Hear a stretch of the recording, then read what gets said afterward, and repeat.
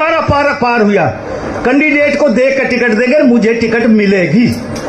राम नरवीर सिंह जिंदाबाद। राम नरवीर सिंह हमारे जब मैं छोटा था, हमारे पिताजी एक बात कहा करते, हम तो नजदीक में ना जाया करते, खुद ही को कर बुलंद इतना कि हर तदबीर से पहले खुदा बंदे से ये पूछे बता तेरी रजा क्या है। सब कुछ पूछेगा आपसे, सब हाजिरी मारेंगे, सब टिकट देंगे, कोई नाटक वाला ही ना है आपके।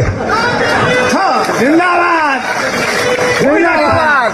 मांगन जान की जरूरत ना है, घर आके देख के जाएंगे। मैं कह रहा हूँ, अरे मैं चुनाव लड़ रहा हूँ, आप लोग ठीक रहो। बस आपका सहयोग और समर्थन मांगने आया हूँ। पीछे पीछे सतपाल दांत पाड़ रहा है, नुके सरकार की मत कहियो। अरे मांगने जब तो दे ही कहाँ है, ये बिना मांगे देंगे आपके। हाँ जब हमारी ताकत देखेगा सब। मैं कह रहा हूँ 75 पार 55 पार 45 पार का नारा है क्या आपके? अरे जब नरवीर सिंह ने टिकट ना देने सरकार बढ़ेगी कहाँ, बताओ। हाँ, हम बनाओगे सरकार, हमारी ताकत तो बनेगी। पूरे इलाके ने साफ कर देंगे टिकट ना देगी तो मैं क्या कह जाऊँ। राम नरवीर सिंह राम नरवीर सिंह। कोई दिक्कत न किसी प्रकार की, चुनाव लड़ रहे हैं, मदद करो। और ये सोशल मीडिया वाले बेशक चला देना, मुझे कोई दिक्कत ना आपके, मैं चुनाव लड़ रहा हूँ। शशि सैनी भी नुकना भाजपा की बुराई में, भाजपा की बुराई कह रहा, मैं तो अपनी बात कह रहा हूँ। भाई मैं चुनाव लड़ रहा हूँ, थारी मर्जी टिकट तो मैं तो कह रहा हूँ घर आके दोगे ले लूंगा, मैं मना ना कर रहा, मैं भाग रहा हूँ कहीं। लेकिन हाथ जोड़ू टिकट नरवीर सिंह भाई, मतलब यार एक बात बताओ आप, भाई मैं मोहन सिंह का पोता, महावीर का बेटा नरवीर सिंह, सब एक टाइम पर टिकट काटती। अरे बात सोचो, मतलब ऐसे ऐसे को टिकट देते। अच्छा 75 पार के नारे में 40 पर है ना। मेरी बादशाहपुर सीट 1.5 लाख वोटों की थी, बीजेपी ने टिकट दी ना, हार गई ना वहां। यदि बीजेपी की वोट होती तो बादशाहपुर सीट जीतते ना, क्यों नहीं जीती बादशाहपुर की सीट भाई? हाँ इनका दिमाग खराब होगा कि जिसने देते हम जीत जाएंगे, ऐसे कैसे जीत जाएगा। और आज मैं कह रहा हूं इन एमएलए दोबारा टिकट देकर देखो, जीतो। हाँ ये जो एमएलए के चुनाव लड़े, चुनाव हारे, जीत गए तो इन्हें दोबारा टिकट देकर देखो और फिर बीजेपी जीत के दिखाओ। मैं मानू बीजेपी की वोट है, बहुत कुछ बदलाव करना पड़ेगा पार्टी ने, सोचना पड़ेगा। और अब तो 3-3 सर्वे करवा रहे हैं कि कौन जीत सकता है, कौन हारेगा। तो मैं तो ये कह के जा रहा हूं कि तकरीबन मेरी बात हुई ऊपर, मैंने कहा जी नांगल चौधरी से होटल तक मेरी असेसमेंट ये है कि अब है सिंह राव तो एक मुकाबला करेगा, बाकी साफ है मैदान।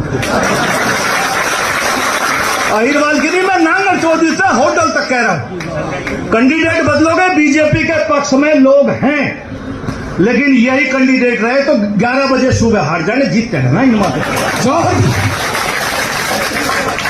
तो बहुत सोच समझ कर पार्टी टिकट देगी। मैं चुनाव लड़ रहा हूं, तुम ये मत सोचो मैं कहां आऊंगा, आ रहा हूं बादशाहपुर से लड़ रहा हूं, बीजेपी टिकट देगी। राम नरवीर सिंह राम नरवीर सिंह राम नरवीर सिंह।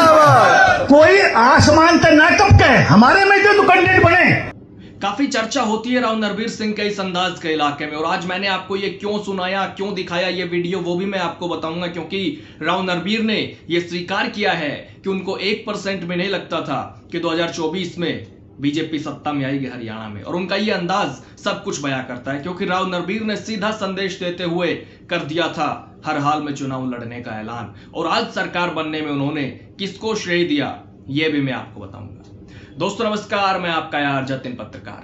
हरियाणा के कैबिनेट मंत्री राव नरवीर सिंह ने खुलकर स्वीकार किया कि उन्हें खुद 1% भी नहीं लगता था कि बीजेपी हरियाणा में लगातार तीसरी बार सरकार बना लेगी।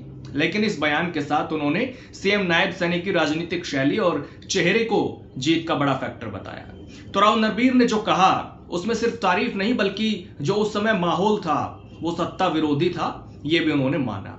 और काफी लोग भी उस समय विपक्षी पार्टी के लहर मानकर चल रहे थे, यानी राव नरवीर ने माना कि सत्ता विरोधी माहौल उस समय था। लेकिन इसके साथ ही उन्होंने जीत का श्रेय सीधे नायब सैनी की इमेज और मिलनसार व्यक्तित्व को दिया। उन्होंने ये कहा कि नायब सैनी को काम दिखाने का ज्यादा समय नहीं मिला, लेकिन उनकी मुस्कुराहट और व्यवहार ने जनता पर असर छोड़ा। तो राव नरवीर ने कहा कि मुझे 1% भी नहीं लग रहा था कि बीजेपी तीसरी बार सरकार बना लेगी। मैं पार्टी छोड़कर राजी नहीं था, लेकिन मैं चुनाव लड़कर राजी था। तीसरी बार सरकार बनने में बहुत बड़ा जादू जो है ये नायब सैनी के चेहरे का है। काम का तो इनको ज्यादा मौका नहीं मिला, लेकिन इनके चेहरे और इनकी हंसी का बहुत प्रभाव पड़ा। और मैंने सदन में भी कहा कि नायब सैनी की हंसी कांग्रेस वालों को मात देगी। उन्होंने नायब सैनी को अच्छा सीएम बताया और कहा कि खुद भी हंसते हैं, जनता को भी हंसाते हैं, ये अच्छी बात है। और वो सिर्फ हंसते नहीं, काम भी करते हैं। सभी मुख्यमंत्रियों ने अपने अपने समय में काम किया है।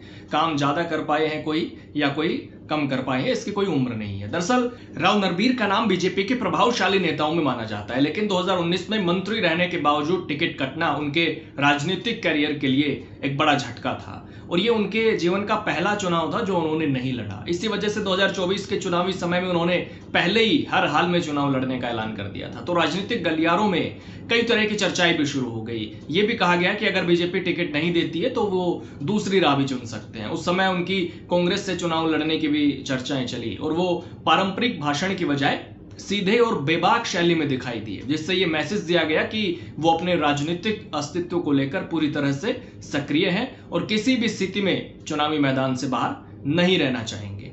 उनकी सभा में ये भाव साफ दिखता था कि वो अपनी व्यक्तिगत राजनीतिक पकड़ और जनाधार को भी दिखाना चाह रहे हैं। गुरुग्राम रेवाड़ी बेल्ट में उनकी मजबूत पकड़ मानी जाती है। इलाके में एक राव इंद्रजीत और दूसरे राव नरबीर सिंह, दोनों की चर्चा अक्सर पूरे अहिरवाल में रहती है क्योंकि दोनों एक दूसरे के राजनीतिक धुर विरोधी हैं और 12 साल से फिलहाल एक ही पार्टी में है, दोनों बीजेपी में है। और 2019 में राव नरबीर की टिकट कटने के पीछे राव इंद्रजीत का भी रोल माना जाता है। इसकी चर्चाएं कई बार होती रहती है। और 2019 में टिकट कटने के बाद राव नरबीर पूरी तरह से शांत भी हो गए थे।